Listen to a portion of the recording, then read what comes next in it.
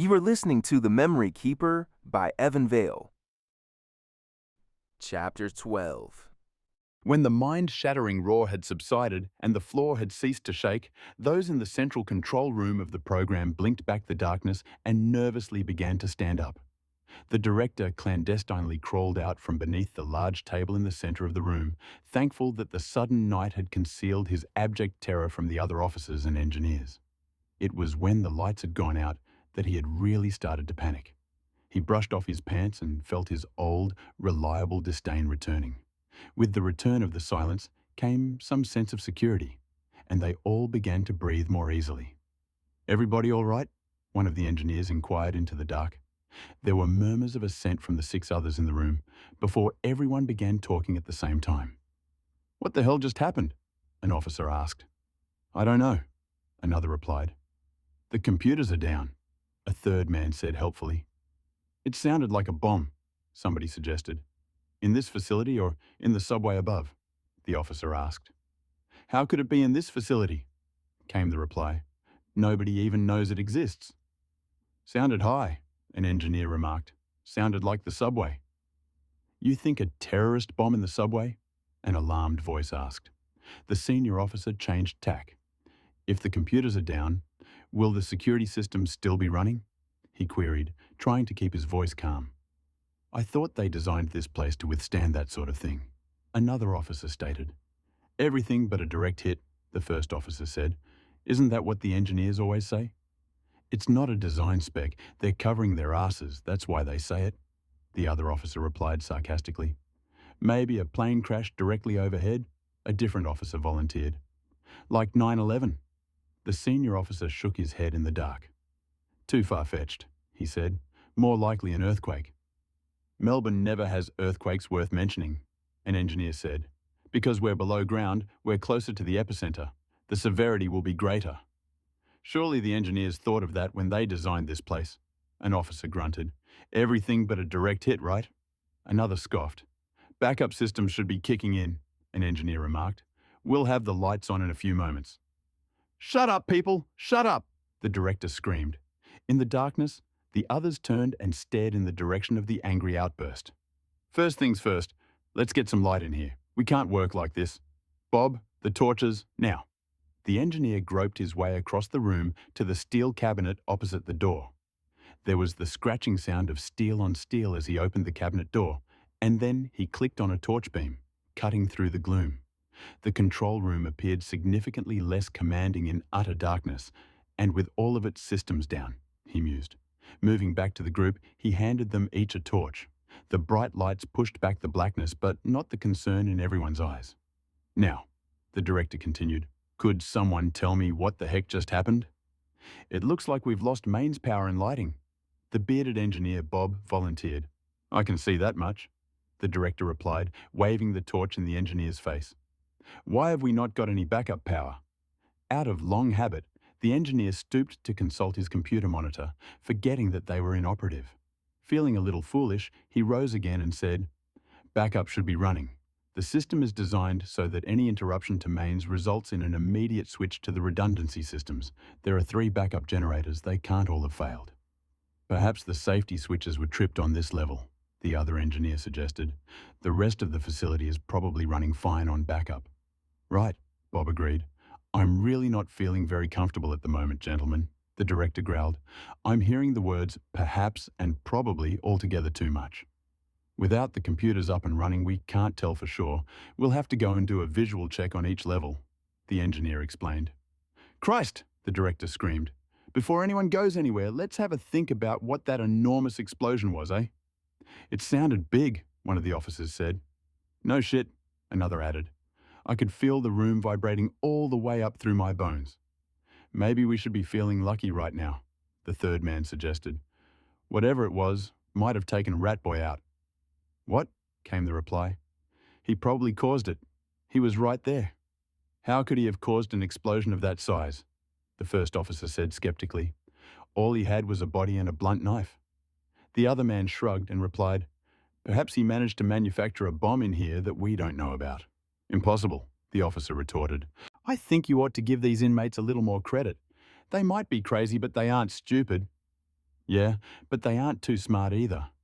Listen, the senior officer interrupted. We know Ratboy went to ventilation duct 8 and somehow stopped the fan.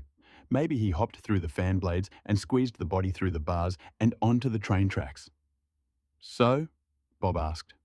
Maybe that was enough to crash a train, the senior officer suggested. The engineer rolled his eyes. A 60-ton train would plough straight through a 50-kilogram cadaver like a bullet through bread. Maybe the train driver saw the body and panicked, thinking it was a live person on the tracks. The officer countered angrily. We already know Zephyr was decapitated in the tunnels, Bob shouted back. So he can't have been looking too alive, can he? The point is that a 60-ton train would plough straight through the top levels of this facility too, the officer yelled. I don't hear you offering a better explanation. Listening to this exchange, the director's huge nose began to twitch involuntarily. All right, he cried. Enough of this bullshit. We're obviously not going to be able to work out what happened without more information. But this is too big a coincidence for Ratboy not to be involved in some way. We know that he did something at Fan 8, then retreated back through the ventilation ducts and killed Watkins and his team. The crux of it is that Ratboy has put some plan into effect, and apparently it wasn't anything so simple as trying to chew his way to freedom through the steel bars. So let's forget about what he's done and work at getting this facility up and running, starting with lighting and computers. The director turned to Bob and said, I assume the security systems will still be running. Bob swallowed the lump in his throat. They run on separate grids, so, in theory, the lights can be out but the security systems can still be in the green. But until we know exactly what happened. So, what are you saying? The director spat, advancing on the engineer menacingly. Are you saying this whole facility could be unsecured? I thought you designed it so that that absolutely could never happen. The engineer remained remarkably sang-froid in the face of the director's tirade. There's one way we can find out, he began, moving across the room to the entry door. They all watched, knowing that if the security systems were working, then opening the door meant sliding a valid security card through the lock. But the engineer never reached for his ID card. He just grabbed the door handle and gave it a tug. The lock clicked open obediently, and the door swung inwards. Nobody uttered a word for a long moment. Oh, shit, one of the officers finally whispered. So the subjects are free and roaming around the place? Another gulped, hoping someone would contradict him. What are we going to do? We're going to bar the door and work out what we're going to do, that's what, an officer barked. Wait, Bob said, closing the door and returning to the group. Someone needs to go out there and check to see if any other doors are unlocked. The other levels might still be okay. Under the harsh torchlight, the officer went a paler shade of white. Are you joking? He stammered. With all those freaks wandering around? You heard what they did to Watkins. Get a grip on yourself, for Christ's sake, another officer spat. Suddenly, there was a crackle of radio static. In the heat of the moment, none of them had noticed the other engineer seated at the table, manipulating the dials on a small, plastic transistor radio, the kind a supermarket sells for under $10. Extending the aerial further, he twiddled the dial some more. Perhaps the local radio stations are broadcasting something about what happened, he suggested, not looking up. How are you getting reception down here? An officer asked. We've got an antenna which leads to the surface, the engineer explained. It's too soon after, the officer began to say. The engineer turned up the volume. Listen. The radio crackled, and then the male newsreader's voice became clear. Reports are coming in of some kind of massive explosion at Melbourne Central subway station. Only moments ago, the city literally shook with the effects of what felt like a bomb or an earthquake. Then survivors began pouring out of the exits in panic. Emergency crews are yet to arrive on the scene. Literally, hundreds of people are coming out now, some with injuries, their clothes torn to shreds. I repeat, there has been an explosion at Melbourne Central train station. We're not sure at this time if it's an accident or a deliberate act of terror. Everyone in the control room remained gravely silent as they listened to the reporter detail the incident. Nobody felt like talking. Nobody could deny what was happening. Up till that point, many had been quietly hoping that the situation would be resolved without too much trouble. But now, hearing the radio report, it dawned on them all that things were going to get worse before they got better. So it was an explosion in the subways then, the senior officer mused. Without a doubt, Ratboy's somehow involved. another added. The senior officer stepped up to the director. Sir, it's a very real possibility that the integrity of the program has been compromised, and as such, I think we should consider activating Protocol Z. Let's not risk a major breakout, sir. The director had a dazed, uncomprehending expression on his twitchy face. The engineer had turned the volume of the radio down, but the director was still hearing the reporter's voice, over and over, echoing around in his head. City subway. Explosion. Hundreds of people. Accident or deliberate act of terror. He knew, but would the world ever find out? Sir? The officer asked uncertainly. With the security systems down, would Protocol Z even work? Sir? The officer repeated. Yes, the director said finally. Yes, you're right. Bob listened to the exchange with a deepening frown. What is Protocol Z? He asked. Go and get each of us a gas mask from the cabinet over there, the senior officer replied, flashing his torch beam to the right. Bob nodded to his companion to do as the officer said. Ignoring the rest of the engineer's questions, the officer and the director made their way over to another computer console. Reaching beneath their shirts, they withdrew twin keys which hung around their necks on slim chains. The senior officer used a different key to unlock the surface of the bench top and swing it aside. The control panel beneath comprised several rows of switches with protective red covers and two small mechanisms designed to receive the two initializing keys which the director and the senior officer held. The officer flipped the covers off and flicked all the switches to the on position. Your key, sir, the officer said. The other engineer returned with gas masks for everyone and handed them out. What's Protocol Z, damn it? Bob asked again, fearing the worst as he strapped the gas mask onto his head. His voice sounded mechanical and heavy from within the bulbous breathing apparatus buckled to his face. Just keep your mask on if you want to live, the senior officer answered. The engineer stepped away, despondent. For some reason, he glanced up at the ceiling, using his torchlight to search the white paintwork for something. His gaze quickly fixed on the small circular vents distributed around the roof. He counted 4 of them.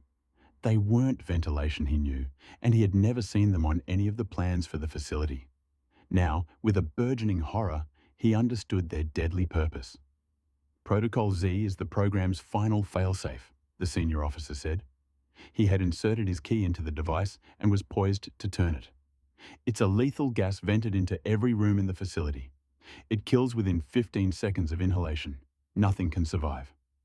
Are you crazy? The engineer screamed. Why wasn't I told? What about the other staff? Do they know what you're about to do? Step back, please, the senior officer said to Bob. Just wait a minute, Bob implored, thinking fast. He knew he needed to appeal to the economical corner of the director's mind. Someone can still go and check the other levels to see if the security systems are running. The rest of the building might be locked down. If you turn that key, you'll be killing over 100 of the most valuable specimens in the world, sitting docilely in their isolation cells. Think of the waste. So many years of work. The director blinked rapidly, as if awakening from a dream. He's right, he declared. Someone should go and check the security on the other levels before we use Protocol Z.